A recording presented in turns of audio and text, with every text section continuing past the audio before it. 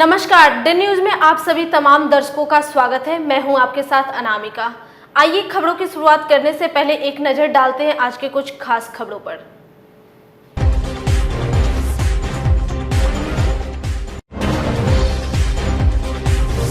थम गया आखिरी चरण का चुनाव प्रचार। सभी प्रशासनिक तैयारी पूरी, सभी बूथों पर रहेगी पारा मिलिट्री फोर्स की तैनाती।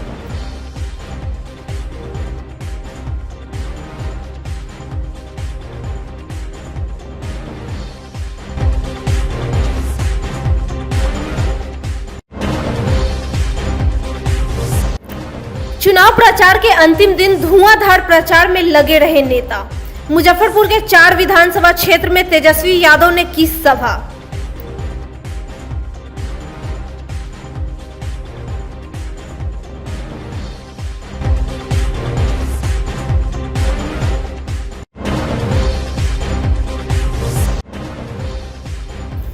कोरोना नेगेटिव होने के बाद कार्यकर्ताओं के बीच पहुंचे कांग्रेस प्रत्याशी विजेंद्र चौधरी।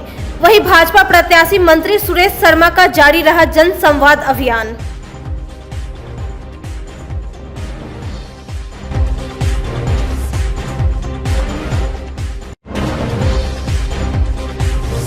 ये थी सुर्खियां, अब खबरें विस्तार से। चुनाव के तीसरे और अंतिम चरण में मुजफ्फरपुर के 6 विधानसभा क्षेत्र में 7 नवंबर को वोट डाले जाएंगे। गुरुवार की शाम प्रचार थमने के बाद से प्रत्याशी जोड़ तोड़ की गणित में जुट गए। जिला निर्वाचन पदाधिकारी सह डीएम चंद्रशेखर सिंह ने बताया कि मतदान की सारी तैयारी पूरी कर ली गई है। मुजफ्फरपुर, बोचहा, औराई, गायघाट, सकरा और कुढ़नी विधानसभा क्षेत्र के सभी बूथों पर पारा मिलिट्री फोर्स की तैनाती रहेगी। एसएसपी जयंतकांत ने कहा कि प्रचार थमने के बाद से जांच पड़ताल और कड़ी कर दी गई है।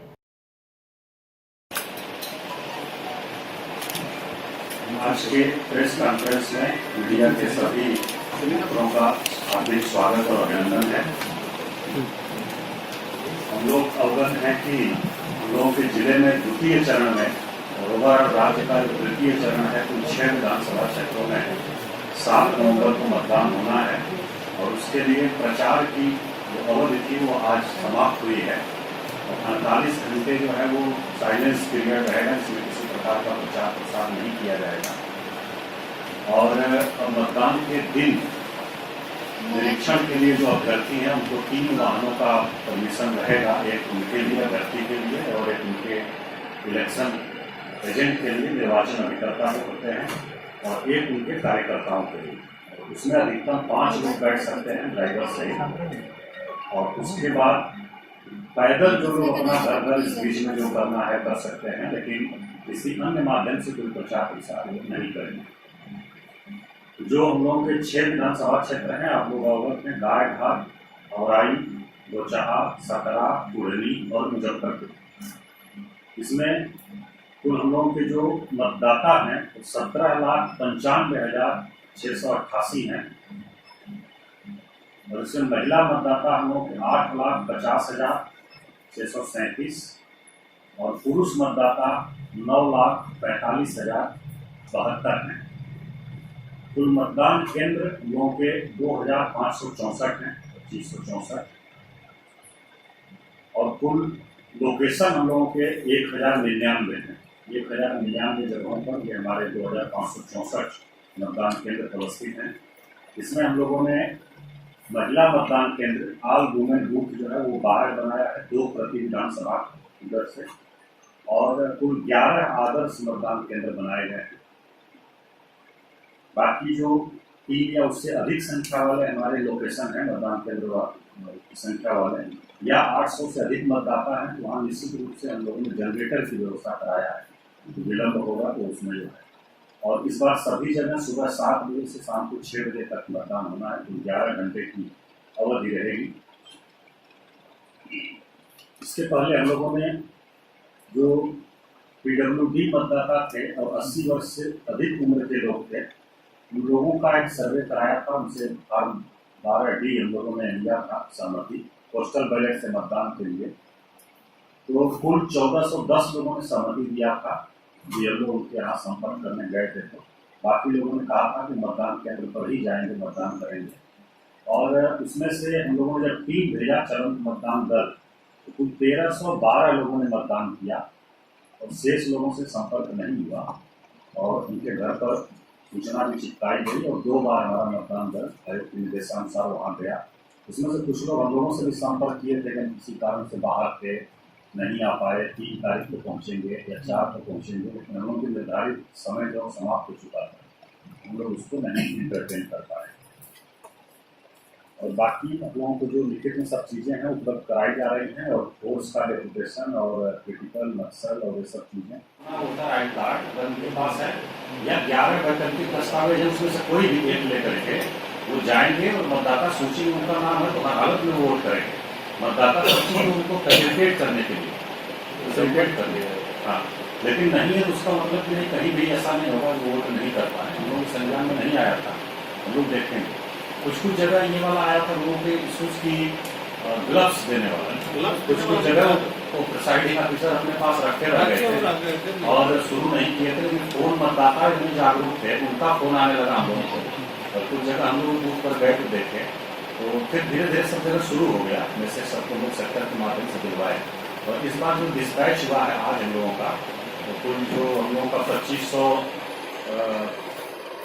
जो बूथ है 2564 2564 जो हम लोगों का मतदान दल आज डिस्पैच हुआ है उन 6 केंद्रों से, उनको हम लोगों ने सामग्री कोविड वाला आपका कोविड प्रोटेक्शन किट मतदाताओं के लिए जो है वो भी सब उपलब्ध कराया है, डस्टबिन वगैरह भी।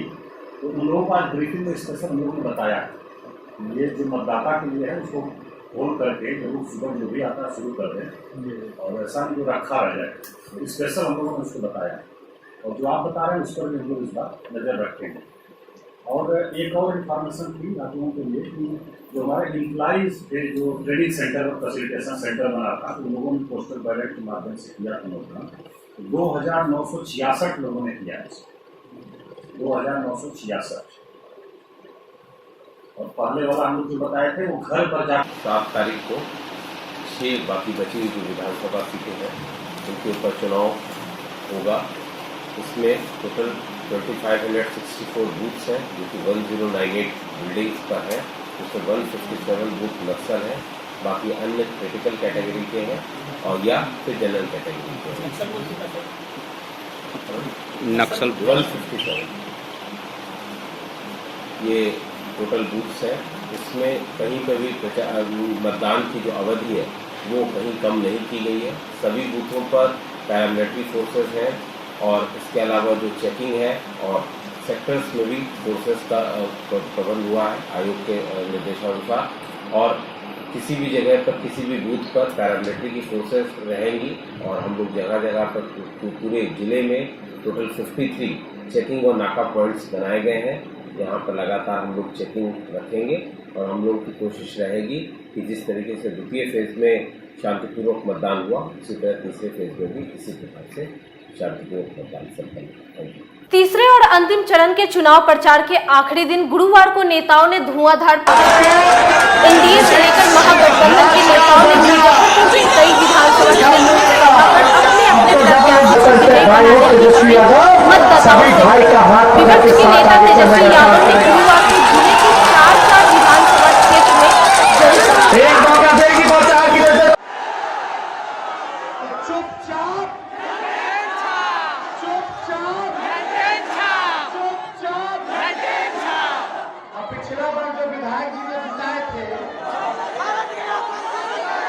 इधर बात मुजफ्फरपुर शहरी क्षेत्र की करे तो यहां कांटे की टक्कर चल रही है। भाजपा प्रत्याशी सुरेश शर्मा और कांग्रेस के विजेंद्र चौधरी अपनी अपनी जीत का दावा कर रहे हैं। कोरोना नेगेटिव होने के बाद कांग्रेस प्रत्याशी विजेंद्र चौधरी गुरुवार को कांग्रेस कार्यालय पहुंचे। पहले से निर्धारित रोड शो को कैंसिल करते हुए उन्होंने बताया कि कार्यकर्ताओं की रिपोर्ट माने तो रोड शो में उपद्रव फैलाने की साजिश की गई है। डेन न्यूज के संवाददाता आमिर के साथ बातचीत में विजेंद्र चौधरी ने कहा कि गंदी राजनीति हो रही है। चुनाव जीतने के लिए विरोधी उम्मीदवार कुछ भी कराने को आतुर है। पूर्व विधायक और कांग्रेस के प्रत्याशी मुजफ्फरपुर से विजेंद्र चौधरी स्वस्थ होकर आम जनता के बीच आज आ चुके हैं। प्रचार प्रसार का आज अंतिम दिन है। अंतिम चरण का चुनाव 7 तारीख को होने वाला है। विजेंद्र चौधरी बात करने के लिए खुद हमारे साथ मौजूद हैं। इनका आज इनके रैली में, इनके सभा में आज जो इनका रोड शो है उनमें जन सैलाब उभरा है। लेकिन इन्होंने अपील किया है कि सब लोग अपने अपने चौक चौराहों पर चले जाएं, वहीं पर स्वागत करें। आखिर में क्या कारण है, सबसे पहले इस पर डिस्कस करेंगे। क्यों सब लोगों को हटा दिया? नहीं, इसलिए कि हमको जो आउटपुट मिला है, कुछ लोग चुनाव जो हार रहे हैं उनको लगता है कि कहीं इतना बड़ा रैली निकलेगा तो इसको फेलियर कैसे किया जाए, किसी चौक पर झगड़ा कैसे बढ़ा दिया जाए। उनके सामने दूसरा कोई रास्ता है नहीं, चूँकि मानसिकता बनी हुई है जनता की कि विजेंद्र चौधरी को जिताना है, भारी वोट से जिताना है और काम करने वाले को जिताना है। काम नहीं तो वोट नहीं। यहाँ से जाने वाला था, हवाई अड्डा यहाँ खुलने वाला था, चला गया दरभंगा में। उसी तरह से सारा चीज़, रेलवे का कारखाना था यहाँ चला गया, एम्स चला गया। अब कह रहे हैं मेट्रो लाएंगे। झूठ का शब्द का बांध चला रहे हैं। जनता मन बना चुकी है। हम एक दिन भी चुनाव प्रचार नहीं कर पाए बीमारी होने के कारण। तो उनके द्वारा कहा गया ये बीमार नहीं है, नाटक चल रहा है। तो उनको जाके पता करना चाहिए पारस में भर्ती थे कि नहीं थे। उनको जाके पता करना चाहिए था कि यहाँ पता ही हवाई अड्डा में भर्ती थे कि नहीं थे। तो सच पर भी झूठ की राजनीति हो रही है। इससे गंदी बात क्या हो सकती है। लेकिन परसों चुनाव होगा 7 तारीख को, तो निश्चित तौर पर भारी वोट से सुरेश शर्मा हारेगा। उसको कोई जिताने का ताकत नहीं रखता। आप बता रहे थे कि इसमें बहुत ज़्यादा भीड़ था, लेकिन सब लोगों को आप अपील कर कहते थे, किस बात का डर है आखिर में?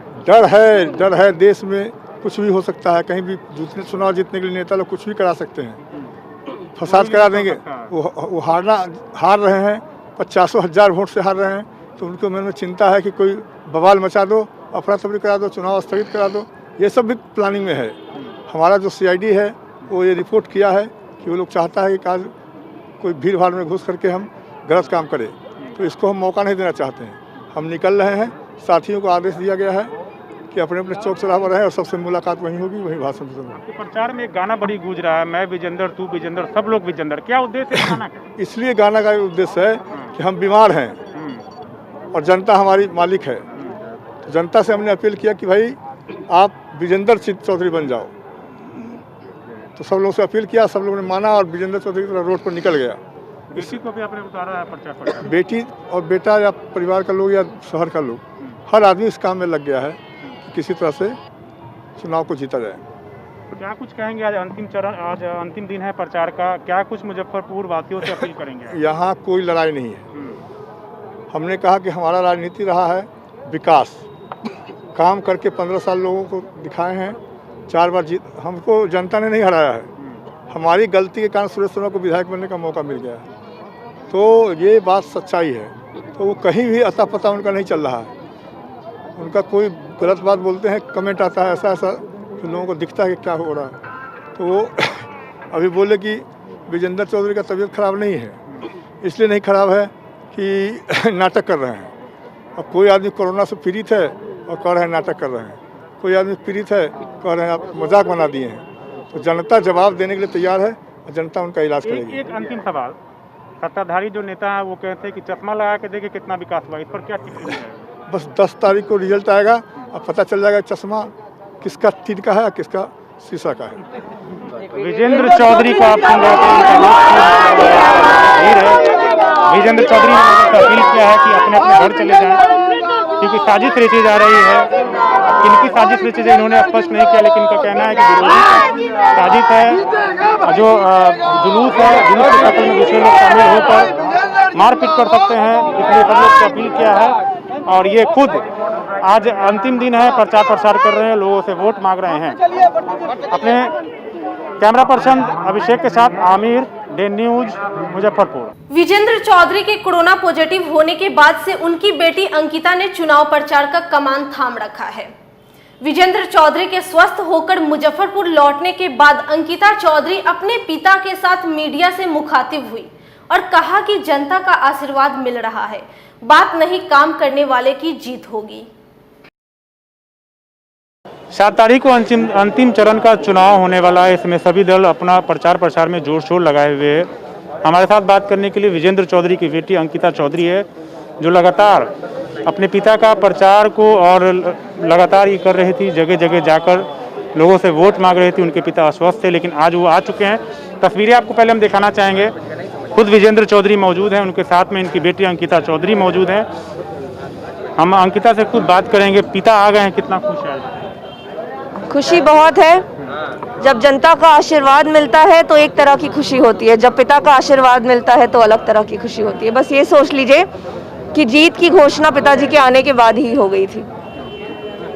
क्या कुछ कहेंगे? आज अंतिम दिन है, अभी लगातार प्रचार प्रसार कर रही हैं, जनसंपर्क अभियान कर रही है, क्या कुछ कहेंगे अंतिम चरण? देखिए, हम अभी रोड शो से आए हैं और रोड शो में जो समर्थन, जो प्यार, जो आशीर्वाद हमें मिल रहा था गली मोहल्ले के कोने कोनों से, उससे साफ पता चलता है कि आंधी बदलाव की आ चुकी है मुजफ्फरपुर में और जीत पक्की है। ये सोच कर ही खुशी होती है, मगर फिर भी क्योंकि घोषणा का इंतजार करना है, इसलिए 10 तारीख का इंतजार कर रहे हैं। आपको कई भाषण मैंने सुना है, उसमें आपने कहा है कि विकास मंत्री, क्या आपको विकास दिखता है? आपको दिखता है विकास? कौन कौन सा विकास दिखता है? सर देखिए, उस दिन आपने मुझसे सवाल पूछा था कि सुरेश शर्मा जी ने कहा कि उन्होंने यहाँ वाला रोड बनाया है, विजेंद्र चौधरी के घर के सामने वाला रोड बनाया है। जरा जाते जाते उसको भी वीडियो में कवर कर लीजिएगा कि रोड कैसा चल रहा है, आपको जवाब अपने आप मिल जाएगा। विकास तो नहीं हुआ, हर घर में डेंगू का मच्छर और सिर्फ समस्या पहुंची है, मगर विकास नहीं दिखा। मैं उनकी इज्जत करती हूँ, मगर मुझे दुख होता है कि उन्होंने किसी के आशीर्वाद का मान नहीं रखा और जनता को बहुत ठेस पहुंचाई है। आज अभी क्या कुछ अपील करेंगी मुजफ्फर, क्योंकि अंतिम चरण, अंतिम दौर है, क्या कुछ अपील करेंगी मुजफ्फरपुर की जनता अपने पिता के लिए? मेरी एक ही अपील है जो मैं पहले दिन से करती आ रही हूँ, विनती है और साथ ही साथ एक कामना भी है कि हर घर तक आप हमारी आवाज़ पहुँचाएं। इस बार जब आप वोट करें तो सोच समझकर वोट करें, सिर्फ उसे वोट ना करें जो विकास की बातें करता है, उसे वोट करें जो विकास ला कर दिखाता है। मेरे पिताजी ने काम किया है और 10 साल से अगर मुजफ्फरपुर टिका है तो वो मेरे पिताजी के 15 साल के काम पे टिका है। बिहार विधानसभा चुनाव के आखिरी चरण में 78 विधानसभा क्षेत्र में 7 नवंबर को चुनाव होने हैं। इसमें कांग्रेस के 24 उम्मीदवार मैदान में हैं। 24 में ज्यादा से ज्यादा सीटों पर विजयी होने का दावा करते हुए पूर्व केंद्रीय मंत्री कांग्रेस नेता सुबोध कांत सहाय ने कहा कि इस बार एनडीए सरकार का जाना तय है। वहीं गुरुवार को मुजफ्फरपुर पहुंचे सुबोध कांत सहाय ने कहा कि तेजस्वी यादव बिहार के अगले मुख्यमंत्री बनने जा रहे हैं। भागलपुर बछवाड़ा में 100 लोगों से ज़्यादा लोगों के साथ नाव पूरी तरह डूब गया और अभी भी 70 लोग के करीबन जो है वो ट्रेसलेस लोग हैं। मैं वहाँ के प्रशासन से अपील करता हूँ, अनुरोध करता हूँ कि किसी भी तरह से डूबे हुए लोगों को बचाने का प्रयास करें। लगता ये है जैसे कि कोई रेस्क्यू टीम इस इलाके में, गंगा के इलाके में जहां अक्सर इस तरह की घटना हो जाती है, उनका आने जाने का माध्यम ही नाव है, नहीं तो इतना बड़ा कैजुअल्टी नहीं होता। ये सबसे दुखदाई घटना है। दूसरा, आज तीसरे चरण का आखिरी चुनाव प्रचार खत्म होने जा रहा है। हम सीमांचल के तरफ से किशनगंज, पूर्णिया, कटिहार, मधेपुरा से होते हुए इधर आए हैं। कांग्रेस इसमें 24 सीट लड़ रही है। पहले चरण में 21 लड़ी थी, दूसरे चरण में 25 लड़ी है और तीसरे चरण में 24 सीट लड़ रही है। ये पूरा इलाका वैशाली, मुजफ्फरपुर से लेके बेतिया, मोतिहारी तक, फिर मिथिलांचल का जो इलाका है जहां से मैं अभी लौट के आ रहा हूं, एकदम एक तरफा जिसको देखने को कहा जाए। ऐसे भी अगर थोड़ी जानकारी आप लोगों को होगी कि जो सीमांचल का इलाका है वो ट्रेडिशनली कांग्रेस और आरजेडी का इलाका रहा है। वहाँ पर मैक्सिमम सीट हम लोग बुरे से बुरे वक्त में भी जीतने का काम किया है। तो ये 2 फेज जो है, पहला फेज तो बढ़त ही था, दूसरे फेज के बढ़त को भी ये भाजपा का जो थिंक टैंक है वही मान चुका है। और ये तीसरे फेज में भी हम निश्चित तौर पे, जैसा मैंने कहा कि ये मेरा इलाका है, अपना ट्रेडिशनल कांग्रेस आरजेडी का इलाका है, इसमें भी हम जीतने जा रहे हैं, सबसे बढ़त नंबर रहेगा। तो तीनों का सार मैं कह सकता हूं कि तेजस्वी का मुख्यमंत्री बनना निश्चित है। राहुल गांधी ने जिस तरह से उन्होंने अपना समर्थन तेजस्वी को दिया था और उसके पीठ पे खड़ा होकर के ये जो 15 में हम लोगों ने, याद कीजिए कि मोदी जी को 14 में जीते थे तो 15 में बिहार में ही उनको रोका था, हमने बिहार में ही रोका था। भले आज नीतीश यहां से निकल के सत्ता लेकर के चले गए भाजपा के साथ, लेकिन गैप जो हुआ है उसका एक नया तो ये बुरा दिन देखने का मौका मिल रहा है, जहां बीजेपी का एलआई सबसे भ्रष्ट चीफ मिनिस्टर का तगमा दे रहा है। चिराग सबसे भ्रष्ट चीफ मिनिस्टर का किसको तगमा दे रहा है? नीतीश कुमार को, जो बीजेपी का एलआई है। प्रधानमंत्री ने एक शब्द चिराग के बारे में नहीं बोला था। तो ये आज जो राजनीतिक तौर पे घिरे हैं नीतीश, कहीं बिहार में एक पोस्टर नहीं है नीतीश कुमार का, एक होर्डिंग नहीं है नीतीश। पूरा पटना का रिपोर्ट आप मंगा लीजिए। हमें याद है पिछले चुनाव में भी हम थे कि नीतीश कुमार अपने पोस्टर के नाम पे चुनाव लड़ रहे थे, इसमें एक भी नहीं है। तो नीतीश जी का तो जो राजनीतिक हर्ष होना था वो हो गया। उन्होंने कहा ना कि उनका स्टेक बहुत बड़ा है और स्टेक है देश पे कब्जा, और देश पे कब्जा और 10-20 पूंजीपतियों के जो देश चला रहे हैं उनका वर्चस्व, वो छोटी लड़ाई में नहीं फंसेंगे। राज्य में तो भुखमरी है, इस राज्य में इसकी लड़ाई में नहीं फंसेंगे। वो अपना कब्जा बरकरार रहेंगे। लेकिन इस पूरे परिस्थिति में इलेक्शन कमीशन विफल रहा है लोगों के, देश के वोटरों के आकांक्षाओं का प्रतीक बनने। कोई यहाँ युवराज नहीं है, सब स्ट्रीट फाइटर हैं, और स्ट्रीट फाइटर थे, इसी का नतीजा है कि आज इनको उखाड़ के हम फेंक रहे हैं। युवराज नहीं है कोई। राहुल गांधी अकेला नेता है जो मोदी की आंख में आंख डाल करके उनको जवाब दे रहा है। उसको कितनों रिडिकुलस करने का कोशिश करें, लेकिन चुनौती असल मोदी के लिए राहुल है। बिहार में चुनौती असल मोदी के लिए लालू थे और आज तेजस्वी हैं। इधर अपने जन संवाद कार्यक्रम के तहत भाजपा प्रत्याशी सुरेश शर्मा ने गुरुवार को कलमबाग चौक के सद्भावना नगर वार्ड 47 के 52 बीघा बेला इंडस्ट्रियल एरिया, बालूघाट ढलान, मेहता कंपाउंड सहित कई अन्य मोहल्लों में सभा कर लोगों को संबोधित किया।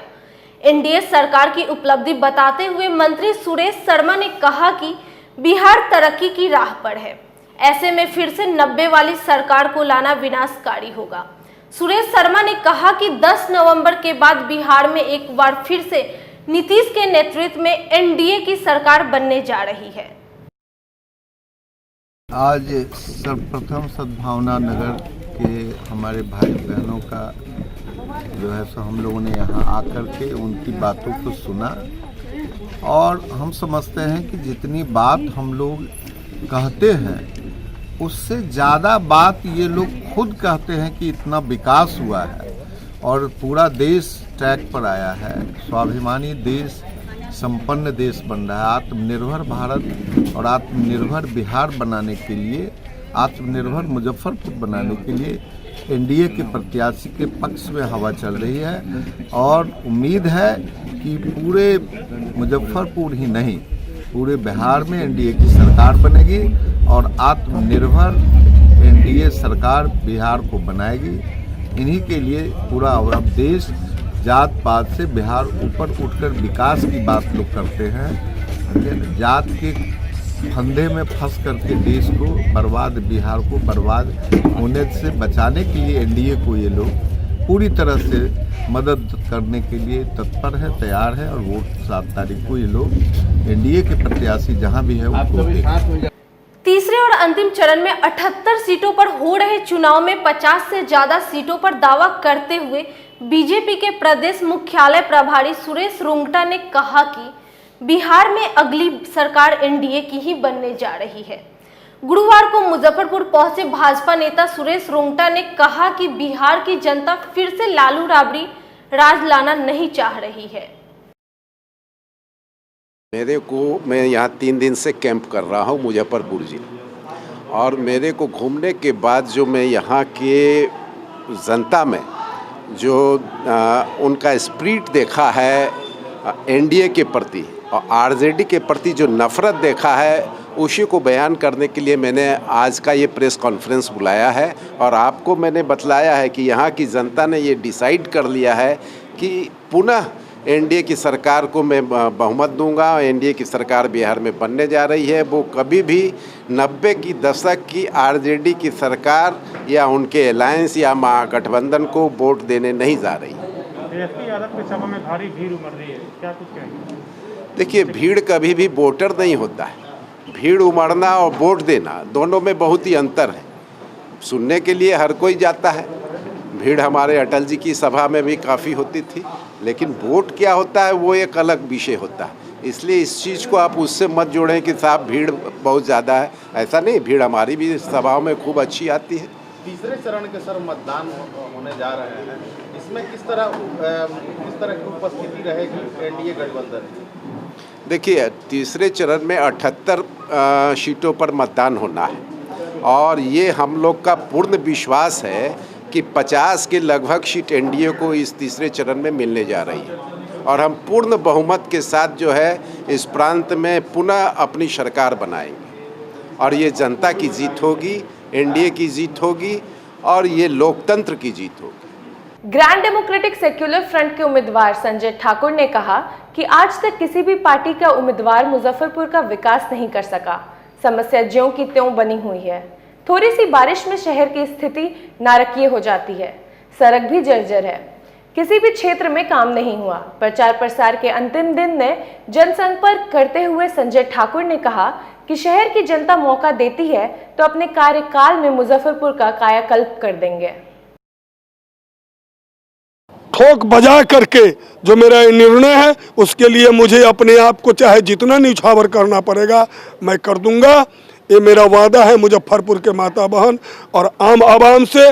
और 74 साल की आज़ादी के बाद जिस गुलामी की जंजीर में आज जो समाज का अंतिम व्यक्ति है जिसके नाम पर वोट लिया जाता है, उस गरीब को गरीबी के हालात में नहीं छोड़ करके उसको उबारने का काम करूंगा और उसको मुख्य धारा में जोड़ने का काम करूंगा। चाहे किसी भी समाज का जो अंतिम व्यक्ति होगा उसको जो आज हे दृष्टि से देखता है, आपको ताज्जुब होगा। आज जो जिस जनप्रतिनिधि को मुजफ्फरपुर में एक को 15 साल तक मुजफ्फरपुर की आम जनता ने रखने का काम किया, एक अभी 10 साल से है। हालात यह है कि अभी जो कीचड़ और कादो जो सड़क पर लगा हुआ है, ये लोग जनता के बीच में मत मांगने नहीं जा रहे हैं। आम समस्या आए दिन की बात को तो छोड़िए, पैर में कादो लग जाएगा अगर वह गरीब जनता जो बीमारी से पीड़ित है उसकी हवा वायुमंडल में जो है उसको श्वास से कहीं वह बीमारी हो जाएगा, इसलिए वह घर से निकलना अपने को मुनासिब नहीं समझता है। आम जनता को अपने हालात पर मरने के लिए छोड़ रखा है। ये हालात मुजफ्फरपुर की है और हमारी पूरी कोशिश रहेगी कि मुंह तोड़ जवाब दूंगा। और मैं तो मुंह तोड़ जवाब, मेरा तो धर्म बनता है।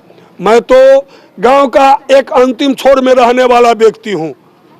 मैं तो उस खानदान में जन्म लिया हूं जिसकी उत्थान की बात आज देश की 74 साल की आज़ादी के बाद भी आज तक किया जा रहा है।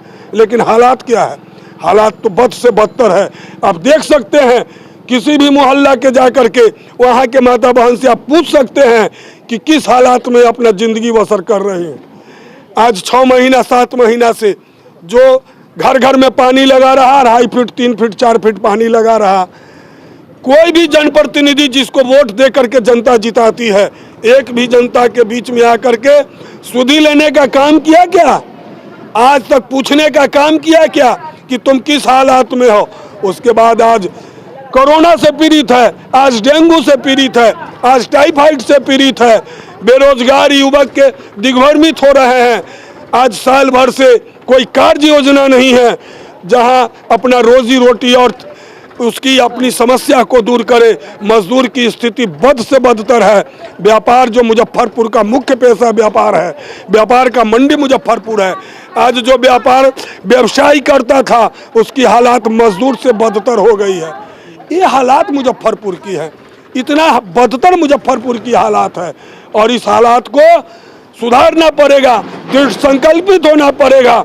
और जब तक जनप्रतिनिधि दृढ़ संकल्पित नहीं होगा, मुजफ्फरपुर की जो व्यवस्था है बड़ा तकलीफ होता है, बहुत तकलीफ होता है। मुजफ्फरपुर को जो विकास होना चाहिए था, आज मुजफ्फरपुर आपको पता होगा कि जो आप 6 महीना पहले, आज अगर दिल्ली शहर है, 6 महीना पहले अगर आप गए रहे होइएगा, 6 महीना के बाद जाकर के देखिए जो तस्वीर नजर आएगी। जनसंख्या के आबादी के अनुसार देश का बजट बनता है और उस बजट में जिसकी जितनी जनसंख्या, जिस स्टेट की जितनी जनसंख्या रहता है उसके अनुसार उसको हिस्सेदारी मिलता है। क्या कारण है कि आज दक्षिण का जो केरला से, तमिलनाडु से लेकर के और जितने भी आंध्रा, जितने भी प्रदेश है, महाराष्ट्र, जितना भी प्रदेश है, जो हमारा देश का बजट है, हिस्सेदारी जब बराबर होता है तो क्या कारण है कि उसकी ऊंचाई तक 100%, आपके देश के अंदर में केरला ऐसा प्रदेश 100% तक शिक्षित है। आज हालात यह है कि उत्तर बिहार की जो स्थिति है, इतनी बद से बदतर स्थिति है। ये सबको समझना पड़ेगा। यहाँ कहीं ना कहीं जो राजनीतिक दूरदर्शिता थी वह खत्म होता जा रहा है, विलुप्त होता जा रहा है। लोग तानाशाह के रूप में जा रहे हैं। ये हालात हो चुका है। प्रधानमंत्री मोदी के हमशक्ल के रूप में देश भर में चर्चित अभिनंदन पाठक अभी मुजफ्फरपुर में हैं और इस बार एनडीए के खिलाफ चुनाव प्रचार कर रहे हैं। यूपी के सहारनपुर निवासी अभिनंदन पाठक बिहार के हथुआ विधानसभा क्षेत्र से निर्दलीय चुनाव भी लड़ रहे हैं। इस बार बिहार के महागठबंधन की सरकार बनने का दावा कर रहे अभिनंदन पाठक का कहना है 2014 में बनारस जाकर मोदी के लिए प्रचार किया, लेकिन अब तक अच्छे दिन नहीं आए। बिहार की एनडीए सरकार भी विल्फ रही। पेश है हमारे संवाददाता आमिर के साथ अभिनंदन पाठक की बातचीत। एक समय में प्रधानमंत्री नरेंद्र मोदी के भक्त रहे अभिनंदन पाठक हमारे साथ मौजूद है। आज कांग्रेस के प्रचार प्रसार में ही आए हैं मुजफ्फरपुर। सबसे पहले हम इनको दिखाना चाहेंगे, अपने कैमरा पर्सन को कहेंगे कि दिखाइए, इनका तस्वीरें दिखाइए और देखिए एकदम नरेंद्र मोदी की तरह ही एकदम ये दिखते हैं। पहनावा भी इनका इसी तरह, इनसे बात करते हैं। आज आप एक समय में नरेंद्र मोदी के भक्त रहे, मुरीद रहे, क्या ये रहा जो आप कांग्रेस में चले? देखिए साहब, अच्छे दिन आए नहीं, काला धन आया नहीं, रोजगार मिला नहीं, 15 लाख खाते में आए नहीं। यहाँ डबल इंजन की सरकार पूर्णतः फेल है। मैं अपने बारे में आपको बताना चाहूँगा। मैंने 2 महीने पहले पटना में स्टेटमेंट दिया है कि बिहार की जनता परिवर्तन चाह रही है और परिवर्तन होने जा रहा है। आज जो माननीय मुख्यमंत्री जी के स्टेज पर आलू प्याज, ये विरोध है जनता का। आज जनता की जो आस्था है वो राहुल गांधी में, तेजस्वी यादव में और स्वयं ये जो इसको आप नकली मोदी या जो भी कहें, मेरे चेहरे पे जमाने के हैं पहरे कितने और मैं मुस्कुराया तो उतर जाएंगे चेहरे कितने। इसी चेहरे ने छत्तीसगढ़ में पोल खोलने का काम किया। मैंने पूछा चौकीदार जी, मैंने पूछा प्रधान सेवक जी, बताइए क्या अच्छे दिन आए? बताइए क्या काला धन आया? क्या 15 लाख खाते में आए? क्या रोजगार मिला? बिहार की जनता माफ नहीं करेगी। हे नीतीश बाबू, हे डबल इंजन वालों, बताओ 15 साल में तुमने एक भी सुई बनाने का कारखाना लगाया? नहीं लगाया। जब आपने कुछ किया नहीं, अब आप पूरा टीम भारत की बिहार के चुनाव पर, मेरा हमेशा कहना है कि बिहार पूरे देश को चलाता है पर बिहार को चलाने वाला कोई नहीं है। मैं निर्दलीय प्रत्याशी लड़ा हूं गोपालगंज के द्वितीय चरण में और मेरे सामने 67 हम निर्दलीय प्रत्याशी चुनाव मैदान में हैं चुनाव जीतकर हम महागठबंधन की सरकार में, तेजस्वी यादव की सरकार में, राहुल गांधी में आस्था रखते हुए महागठबंधन की सरकार बनाने जा रहे हैं और परिवर्तन होने जा रहा है। लेकिन दिखते तो आप मोदी की तरह। देखिए, वहां तक ये बिहार के चुनाव की बात है, मैं क्षम यहाँ पे ये लेके खड़ा हूँ। छत्तीसगढ़, मध्य प्रदेश, राजस्थान, माननीय राहुल गांधी जी ने मुझे इतना प्यार दिया, इसी चेहरे को राहुल गांधी ने संसद में ऐसे प्यार किया, इसी चेहरे को राहुल गांधी ने राजनांदगांव छत्तीसगढ़ में गले लगाया और मेरे फोटो को अपने इंस्टाग्राम पे डाला है, आप देख सकते हैं। माननीय राहुल गांधी जी, माननीय तेजस्वी यादव जी और शम खड़ा ये छोटा सा गरीब भक्त अभिनंदन पाठक, बिहार में हम वादे नहीं इरादे रखते हैं बिहार की जनता की सेवा करने के, सत्कार करने के, सम्मान करने के, रोजगार देने के, सुरक्षा देने के, ये वादे हैं हमारे। बिहार में तेजस्वी की सरकार में, महागठबंधन की सरकार में कोई पलायन नहीं होगा, रोजगार मिलेगा, कोई हत्या नहीं होगी, सुरक्षा होगी, ये होने जा रहा है। 10 तारीख को परिणाम सामने है। मोदी जी से कैसे बैर हो गया?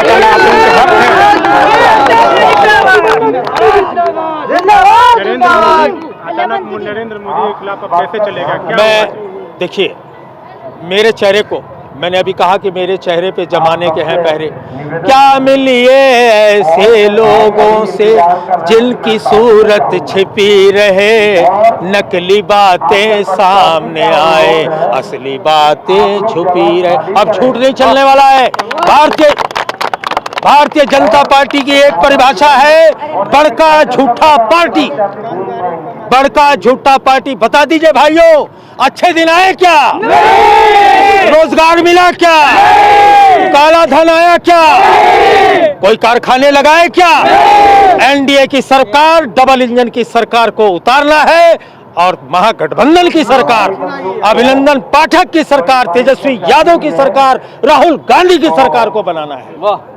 अभिनंदन पाठक को सुन रहे थे, सेकंड मोदी कहलाते हैं, जिन्होंने कांग्रेस के लिए प्रचार करना शुरू कर लिया है, कर चुके हैं। इससे पहले ये नरेंद्र मोदी के पूरी तरह से भक्त थे, मुरीद थे, लेकिन अब ये कांग्रेस के लिए काम कर रहे हैं, महागठबंधन के लिए काम कर रहे हैं। कैमरा पर्सन अभिषेक के साथ आमिर, डेन न्यूज, मुजफ्फरपुर। पत्रकार अर्नब गोस्वामी की गिरफ्तारी के विरोध में गुरुवार को हिंदू जागरण मंच ने खुदीराम बोस स्मारक स्थल पर जमकर प्रदर्शन किया। प्रदर्शन में शामिल प्रांत मंत्री कुंदन कुमार ने कहा कि महाराष्ट्र सरकार देशद्रोहियों का फैक्ट्री बना हुआ है, राष्ट्रवादियों को कुचलने का काम किया जा रहा है। भारत सरकार को ऐसे निःशुल्क सरकार को हटाकर राष्ट्रपति शासन महाराष्ट्र में लगाना चाहिए। आज हम लोग हिंदू जागरण मंच के तत्वाधान में महाराष्ट्र सरकार के विरोध प्रदर्शन शुरू किए हुए हैं। महाराष्ट्र सरकार राष्ट्र विरोधियों का, राष्ट्रद्रोहियों का फैक्ट्री बना हुआ है। वहाँ से सिर्फ और सिर्फ राष्ट्रद्रोहियों का उत्पादन किया जा रहा है। साथ ही साथ जितने भी राष्ट्रवादी वहाँ के युवक हैं, राष्ट्रवादी मित्र हैं, सबको कुचलने का काम कर रही है। उसके विरोध में हमने आज ये कार्यक्रम किया है, जो एक राष्ट्रवादी पत्रकार अर्नब गोस्वामी ने पूरे राष्ट्र के सम्मान में आज तक काम करते हुए आए, उनको कुचलने का कोशिश कर रहा है अर्नब गोस्वामी। महाराष्ट्र सरकार आज इस प्रदर्शन के माध्यम से महाराष्ट्र सरकार को हम चेतावनी देना चाहते हैं कि हिंदुस्तान के राष्ट्र सेवकों का महाराष्ट्र जैसी कुकर्मी सरकार, अधर्मी सरकार कुछ भी बिगाड़ नहीं सकती है। और पूरे हिंदुस्तान के राष्ट्रवादी युवक अर्नब गोस्वामी के साथ में है, क्योंकि अर्नब गोस्वामी ने राष्ट्रवाद को, राष्ट्रभक्ति को जगाने का प्रयास किया है, जगाने का काम किया है। मैं महाराष्ट्र सरकार के लिए केंद्र सरकार से आग्रह करता हूं कि तुरंत महाराष्ट्र सरकार को बर्खास्त कर महाराष्ट्र में राष्ट्रपति शासन लगाया जाए, ताकि राष्ट्र भक्तों का सम्मान बचा रहे, महाराष्ट्र की अस्मिता बचा रहे। नहीं तो राष्ट्रद्रोही महाराष्ट्र सरकार महाराष्ट्र की अस्मिता खत्म करने पर तत्पर है, महाराष्ट्र की आबरू को नीलाम करने के लिए आमादा हो चुका है। महाराष्ट्र सरकार को मैं बतलाना चाहता हूं कि जिस अर्नब गोस्वामी पर तुम हाथ डालने का प्रयास कर रहे हो, तुम जान लो कि वो एक राष्ट्रभक्त है। और मैं बतलाना चाहता हूं महाराष्ट्र सरकार को कि अर्नब गोस्वामी जैसे लाखों करोड़ों युवक आज राष्ट्र भक्ति में लीन है, राष्ट्र के लिए अपना सर्वस्व न्यौछावर करने को तत्पर है। तुम अगर राष्ट्र भक्तों पर इस तरह प्रहार करना चालू करते रहे और राष्ट्रद्रोहियों का उत्पादन करना बंद नहीं किया तो पूरा हिंदुस्तान के राष्ट्र भक्त तुम्हारे खिलाफ में रोड पर उतरने के लिए तैयार हैं। ऐसी परिस्थिति में वहाँ राज्य के सरकार को तत्काल बर्खास्त करके और राष्ट्रपति शासन लागू किए जाने का प्रावधान है। महाराष्ट्र में भी कानून व्यवस्था की गंभीर समस्या उत्पन्न हो गई है।